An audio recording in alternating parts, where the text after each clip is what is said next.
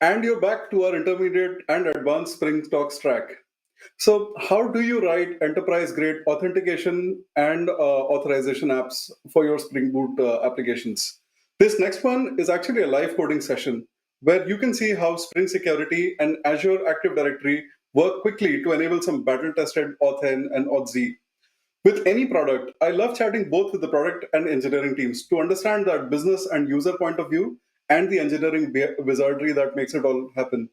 Please welcome the 1-2 combo of Josh Cummings, software engineer at VMware, and Sean Lee, product manager at Microsoft, for the next talk. Yes, I'm live. All right, thank you. Can I share my screen? Yes, let me share my screen. All right, well, let's check. Click on the screen share button. Here we are. So good morning, good evening, wherever you are. Hopefully you're not in the same time zone as I am. It's just 1 hour past midnight, but not to worry. I knew it was going to be late, so I pre-gamed it with some energy drinks, which ought to keep me awake and lively, but I make no promises. I am privileged to stand here before you to talk about enabling authentication and authorization with Azure Active Directory and Spring Security. I am equally privileged to present today's topic with the illustrious Josh Cummings from VMware. Josh, over to you. Yeah, thanks, Sean, for the welcome and all those wonderful adjectives as well. I've been on the Spring Security team for about 3.5 years now. This is my fourth Spring one on the Spring team. They haven't kicked me out yet, and so it's really a great privilege to be presenting today on specifically on AAD Spring Boot Starter, and just being a part of the application security community is a daily delight for me. All right, Josh. I think I was hoping we could do another dry run in the green room, but turns out we didn't get the chance to do it. But we've had a practice this week. How are you feeling today? Just great. Super excited. Yeah, I feel pretty good as well. I think normally I would probably be nervous on this kind of sessions. This is spring one, so the stakes are high. And also this is a live coding session, right? So that typically get me nervous. But after I talked you into doing all the coding, I think it's fine. So here we are. I think the biggest challenge with this session, Josh, is at the time. This is a short session, 25 minutes. We do have a lot of ground to cover. So I think without further ado, let's jump right into it. Like I said, I am from Microsoft, and back in the old days, before they made standing desk a standard thing at Microsoft, they used to have this system where employees can request for ergonomic furniture via a system, and there are a couple of eligibility rules you must meet before you can apply for ergonomic furniture. One is you have to be a full-time employee, and then you have to prove that you have special needs to apply for it. Specifically, a physician's note would typically do it, right? So those are the business requirements. And then since we're in a world of microservice, we also have some technical requirements, right? So number one, we want our apps to be modular, and we also want to keep our employee information secure in an HR system, which is only accessible via well-known apps. So here is the scenario that we want to build, is this office furniture request system. And with that scenario, Josh and I have designed our system. So it's a pretty straightforward system. We have 3 components in our design.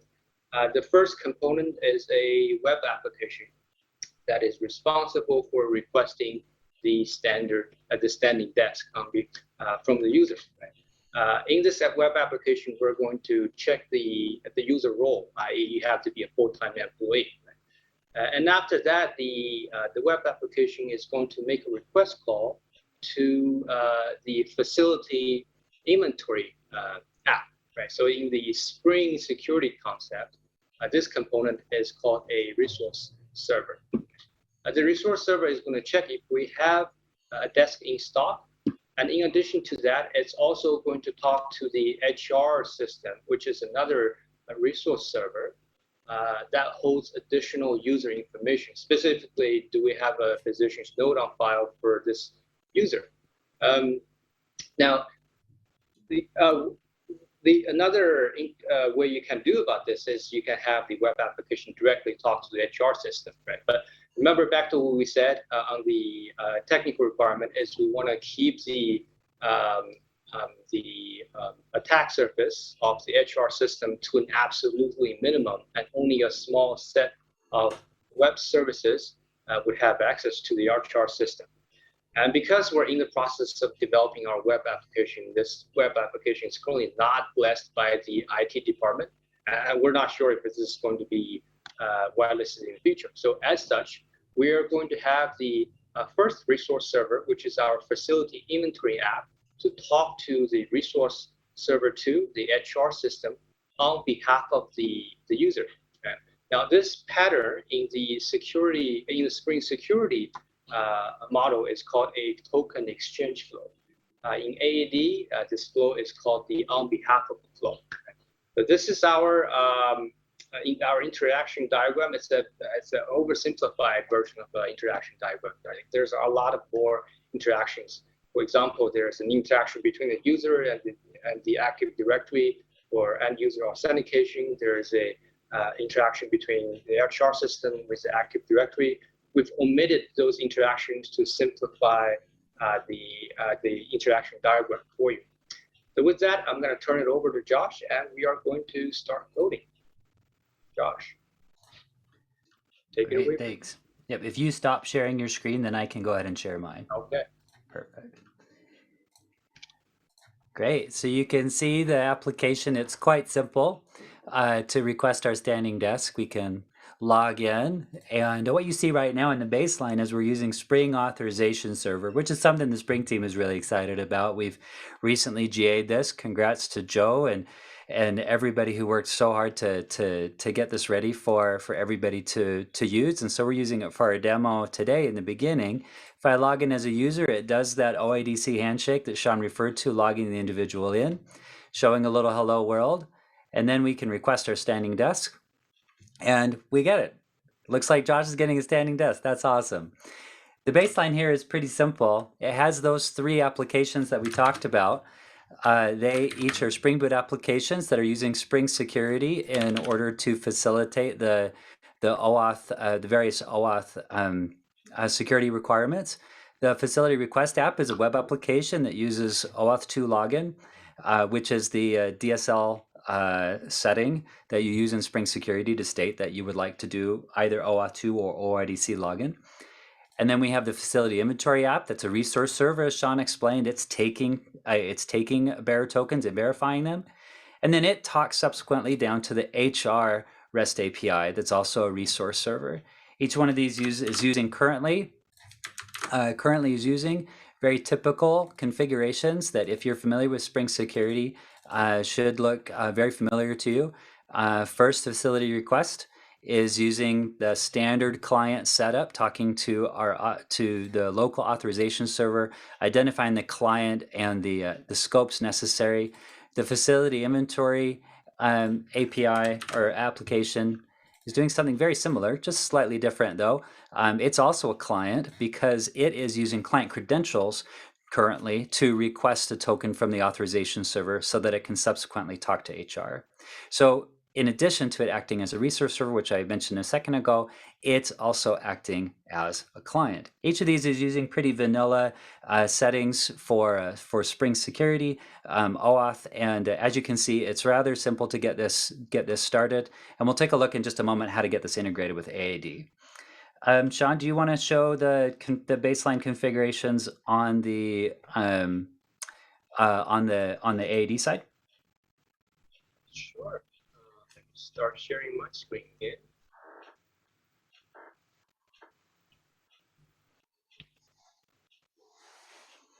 So over here, I've got an AAD tenant already set up. In this case, it's named as Spring 1 AAD demo as my AAD tenant. the first thing we're going to do is create what we call an app registration, and you would do that simply by clicking on. Sorry, not creating an app. We're going to register an app.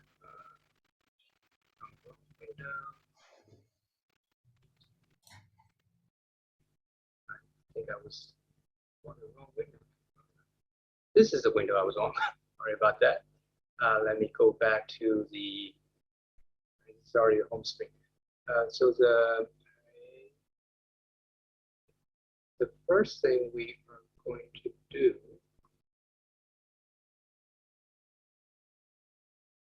that for some reason,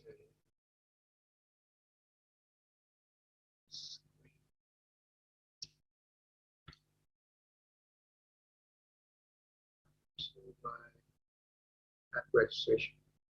There we go. Sorry about that. So the first thing we're going to do is to create an app registration. And you would do that by click on the new registration button.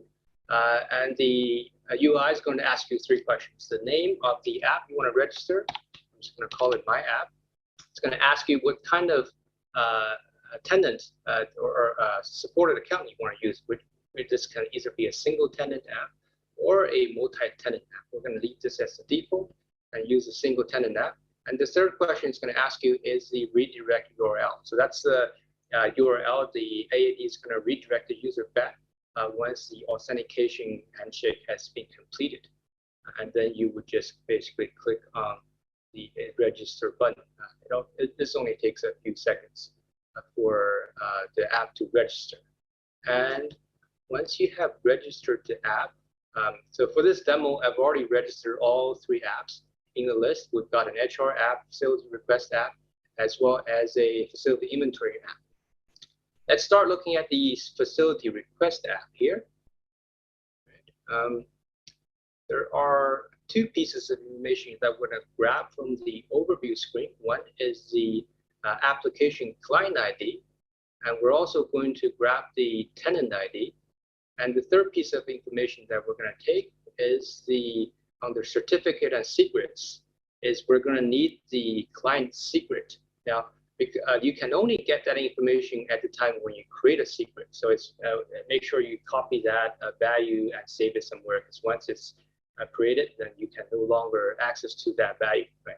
So once you have these 3 pieces of information, tenant ID, client ID, and secret, then your app would be able to securely talk to AAD using these 3 pieces of information. Okay. And then after that, let me show you the next thing that I did is under app role, which is like, remember we said only full-time employees would be able to request for furniture. So over here we've configured an app role, and it's called FTE. You can ignore the other 2. We were just playing around with it for testing purposes. Okay. And then the next thing we're going to head over is what we call expose an API. So as the name suggests, this is where we are going to expose an API permission to an app. So we're looking at the facility request app, which is, if you remember from the diagram, this is the first box or the web application that is initiating all the calls. So it doesn't need to expose any APIs. It's calling the inventory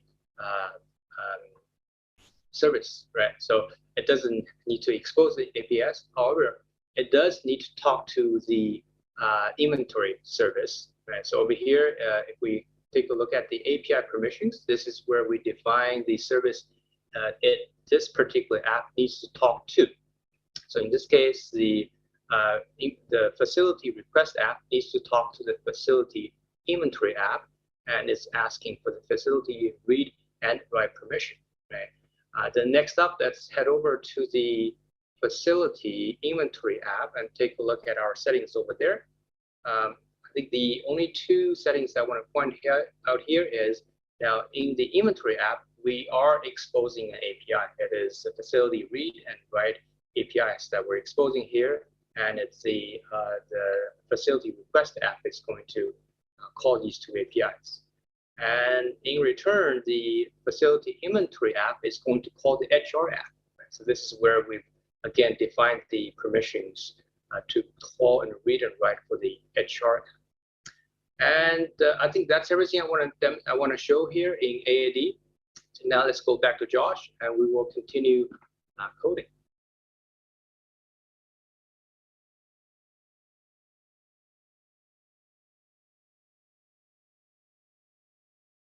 Hey, Josh, you're on mute.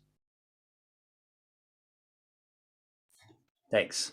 So the first step that we're going to need to do in order to be able to integrate with the AAD is we're going to specify the we're going to specify the correct endpoints. Because AAD complies with the OIDC specification, we can go ahead and at this point in the demo stick with just the Spring Boot native properties for each one.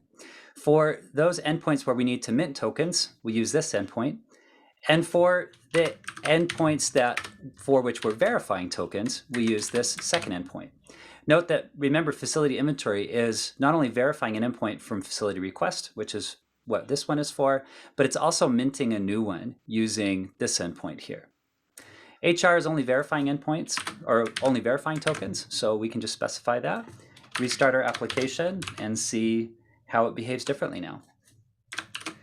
The expectation is that this will now go to AAD instead and log in. Let's give that a shot. We can see that that's exactly what happens. We can go ahead and supply a username and a password, and then we're redirected back to the Hello World page that we saw earlier. Note that it uses a different username here. That's because the particular username is in a different claim in AAD. We'll take care of that in just a moment. Let's try requesting a standing desk, and unfortunately it fails.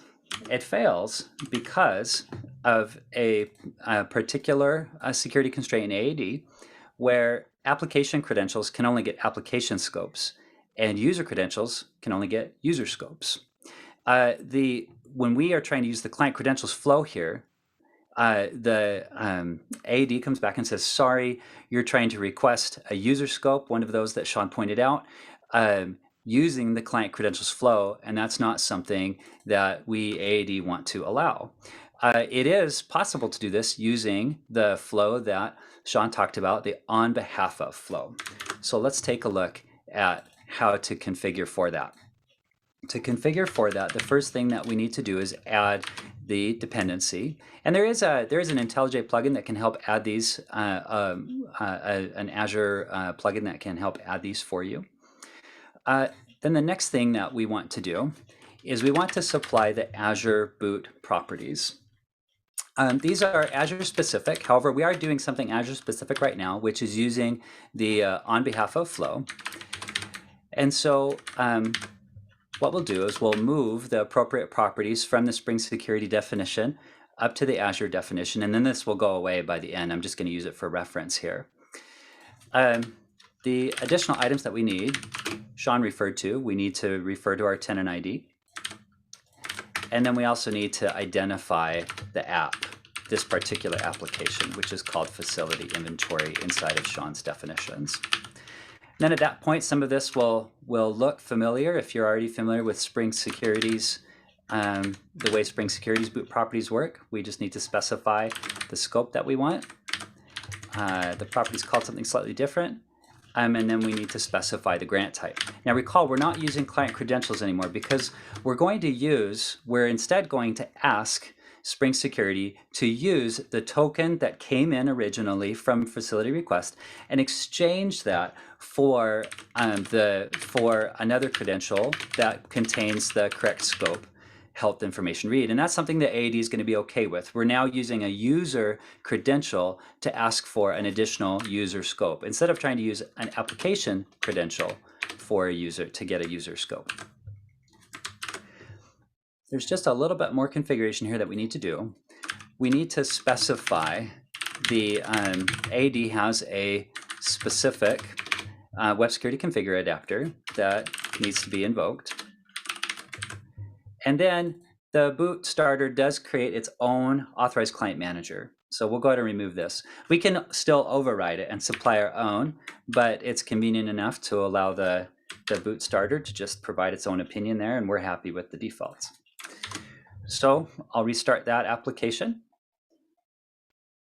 The second thing that we need to change is in the on behalf of flow, this API prefix does get removed. That's nice. It makes it a little bit more readable. So in order for the HR app to work, we'll just need to remove that, and that way it will understand the scope that's being handed to it. Great. So we added the AD boot starter. We changed the configurations accordingly, the boot configurations accordingly, as well as a little bit of the DSL configuration. So let's go ahead and try again. We'll log in. We'll see that we're already logged in, so it didn't ask for the login information again. And now when we request our standing desk, it works just fine. Great.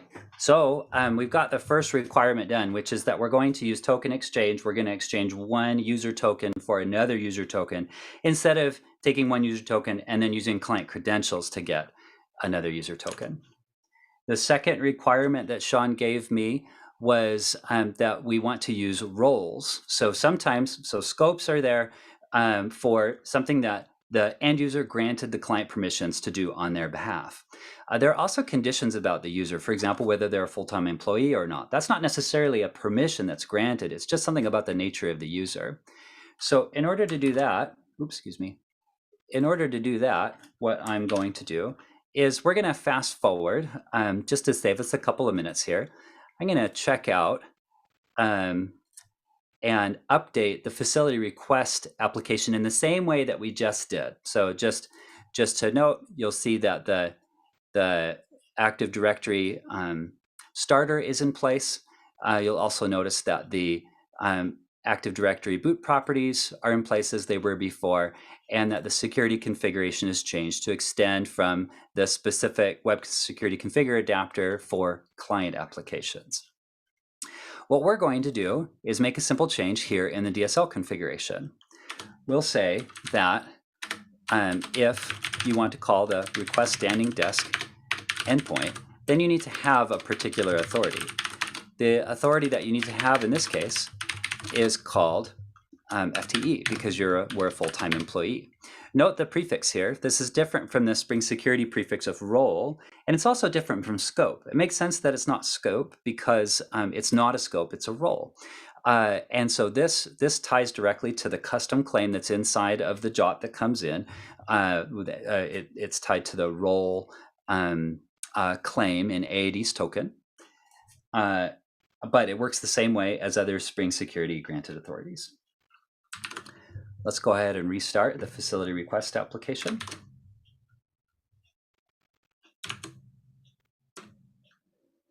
And this time we'll go ahead and, reopen a new window. And now we'll log in as somebody different. Well, actually, let's go ahead and log in as the first individual first, so that way we can see that everything still works. We log in, and we see user one. Now notice that the username is fixed now that we're using the boot starter in the client. And then when we request a standing desk, we succeed because we're a full-time employee. However, if I log in as a different user, then we'll notice a different behavior. A user that isn't granted that role because they're not a full-time employee. Here we'll see we're logged in as user 2, great. And now when I request a standing desk, I get a 403 because that request can't run because we're saying in order for that request to run, you have to have that particular role. So these are just a couple of features that are there inside of AAD that the AAD boot starter helps to facilitate. What I'll do now is I'll go ahead and turn it back over to Sean to deploy this to the cloud. Actually, before you turn it back to me, Josh, congratulations. I think this is a high five moment. Let's do a virtual high five. I'm going to go left and you go right. So put your hand right over there. All right. There we go. Am I doing it right? Okay. Oh, okay. I see what you're saying. Oh, yeah. Okay, I got it. We did it. Yeah, this is it's a bit sloppy, but I think we've done it. All right. Nice. So now let me take it over from here. And as our friend Josh Long says, let's take this code to the happiest place on earth, which is production. Now, I've already checked out this branch in my local IntelliJ, and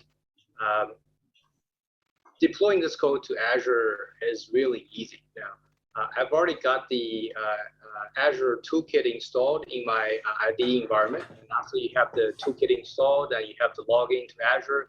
Once you've taken those steps, all you got to do is right-click on the project from your project folder, right, and then find the Azure Toolkit plugin. And then over here, I am presented with a list of app hosting destinations on Azure. In this case, I'm going to deploy to Azure Spring Cloud because this is a Spring Boot app, right?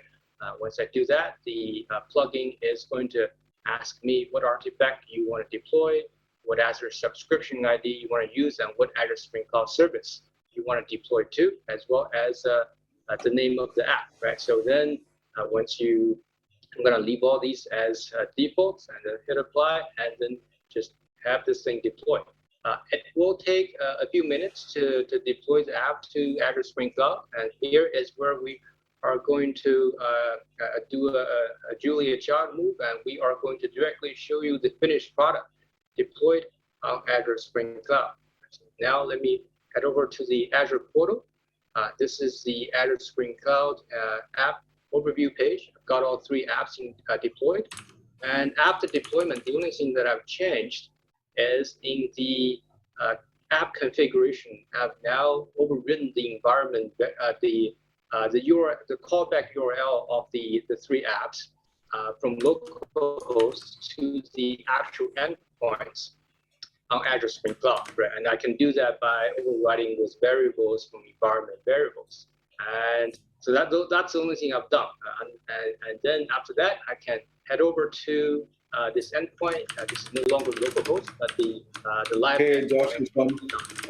This has been a fabulous presentation. We're kind of running short on time, so can I have you folks wrapping up soon? Thank you. Yep. All right. So then again, over here, if you're logging, and then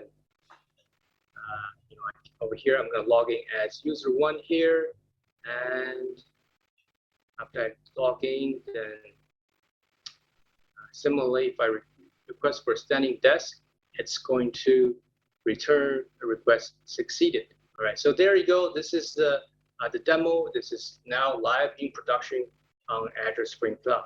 Now I'm going to wrap this up with a couple more resources. So let me go back to the deck. Almost there. So I've just briefly talked to you about Azure Spring Cloud, but we've have a lot more sessions that talks about Azure Spring Cloud, Azure tooling, as well as customer panel discussions.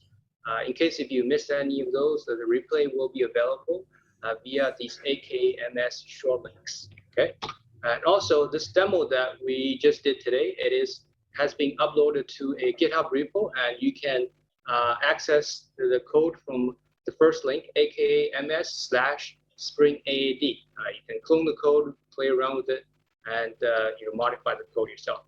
Additionally, we have a few more resources. You can check out our entire library of Azure Spring starters and interact with more services. We have a self-paced Spring Cloud workshop that you can use to learn Azure Spring Cloud. And yesterday, Microsoft and VMware, we made a big social media splash and announced the availability of the new enterprise tier. This is a link that you can use to sign up for private preview. And lastly, as we continue to improve our product, we'd like to hear what you think. So share your thoughts by answering this survey and win one of the 16 grand prizes. Thank you. So Sean and Josh may have to wrap up there. They did manage to deliver a stellar tech talk, but also give each other a digital high five. You saw it here on at Spring One, folks. As usual, you can also ask any questions that you might have had on that session in the Zoom that you'll find on the Slack channel, and the Slack will continue to be open for Q&A. If you go back to the Slack, the main Slack that is, you'll see that there's a few sponsor raffles in progress. I hear there's a Nintendo Switch and an iMac up for grabs. So next up, let's talk about Spring caches with protocol buffers. Protocol buffers, or protobufs, are a language and platform-neutral mechanism for serializing structured data. This next talk focuses on how InfySpan uses protobuf encoding to marshal and store data in context of caching for Spring applications. Let's go ahead and join Katya Aresti, software engineer at Red Hat, to talk us through it.